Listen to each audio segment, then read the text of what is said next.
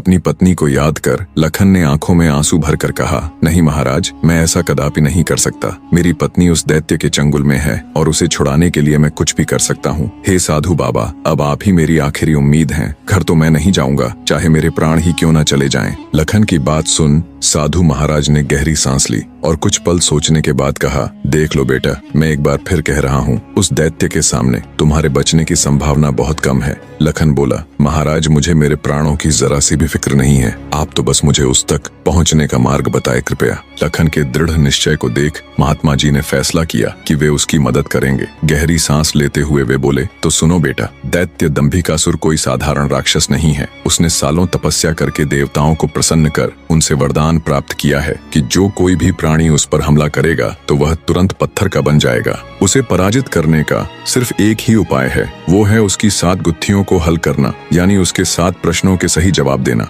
अगर तुम्हारे एक भी जवाब से वो संतुष्ट नहीं हुआ, अर्थात तुमने गलत जवाब दिया, तो भी तुम तुरंत पत्थर के बन जाओगे। उसके हर एक सवाल के हर सही जवाब के साथ उसकी शक्ति कम होती चली जाएगी और उसके सभी 7 प्रश्नों का ठीक ठीक जवाब देने पर अंततः वो शक्तिहीन हो जाएगा। फिर तुम उसके ऊपर आक्रमण कर उसे पराजित कर सकते हो। पर बेटा, वो बिना शक्तियों के भी बहुत बलशाली है, तुम फिर भी उसका मुकाबला नहीं कर पाओगे। महात्मा जी की बात सुन और दैत्य दंभिकासुर को पराजित करने का पूरा उपाय जान। डर की लहर के साथ लखन का पूरा शरीर झनझना जाता है, पर फिर वो अपनी पत्नी को याद कर दैत्य दंभिकासुर के पास जाने का निर्णय लेता है। लखन ने महात्मा जी के चरण छूकर कहा, महाराज, मैं तैयार हूँ, कृपया मुझे उस दैत्य के पास जाने का मार्ग बताएं। महात्मा जी ने लखन को आशीर्वाद देते हुए दैत्य दंभिकासुर की गुफा का रास्ता बता दिया। दृढ़ निश्चय कर एक अदम्य जोश के साथ लखन दंभिकासुर की गुफा की ओर चल पड़ता है। कुछ देर तक कठिन यात्रा करने के बाद लखन उस भयानक गुफा के द्वार पर पहुंच जाता है। वह अपनी तलवार निकालकर गर्जना करता है, दंभिकासुर बाहर आ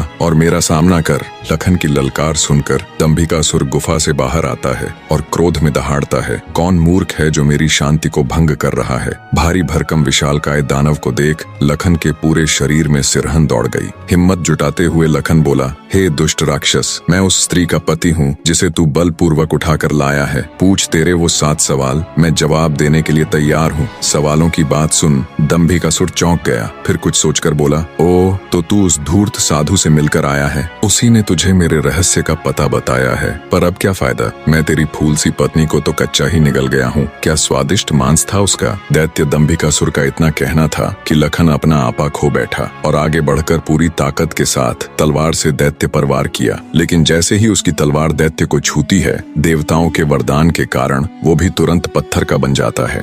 बने रहे।